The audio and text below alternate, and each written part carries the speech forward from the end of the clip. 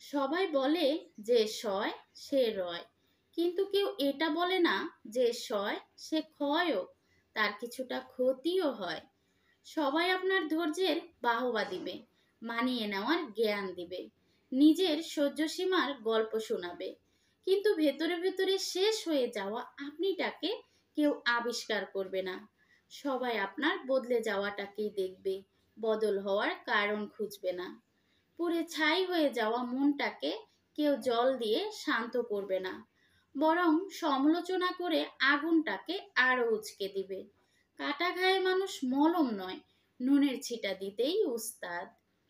আবার আপনার সহনশীলতা অন্যের কাছে এমন একটা অভ্যাস হয়ে দাঁড়িয়ে যাবে যে একটা দিন আপনি যদি অসহ্য হয়ে প্রতিবাদ করেন, আপনি ভালো থেকেই মুহূর্তেই খারাপ হয়ে যাবেন। মুখচোরা আপনিও নিমিষেই পরিচিতি পেয়ে যাবেন স্বার্থপর, হিংসুটে, বেইমান নামে। আসলে আপনার মুখ বুজে সইতে সইতে আর রইতে রইতে থাকাটাই অন্যের কাছে সত্যি স্বাভাবিক হয়ে যায়। তখন আপনি গলা ফাটিয়ে আপনার সাথে হওয়া অন্যায়ের কথা চিৎকার করে বললেও তারা শুনবে না।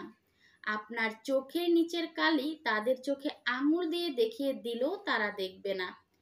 আপনার মুখের শুকিয়ে যাওয়া মোটা জলের দাগ তাদের উদ্রেক করবে না, কারণ তারা জানে ওর ভীষণ ধৈর্য, ও ঠিক সহ্য করে মানিয়ে নিবে। এতদিন তো মানিয়ে নিয়েছে, বাকি দিন কেন না? তাই সহ্য ঠিক ততক্ষণই করুন যতক্ষণ সেটা আপনার সহ্য সীমার মধ্যে থাকে, সহজ থাকে, স্বাভাবিক থাকে। অসহনীয় অন্যায় সহ্য করে নিজেকে তিলে তিলে শেষ করে দেওয়ার কিন্তু কোনো কুনোপনা নেই, আর সেই রয়ে যাওয়ারও কোনো মানে নেই।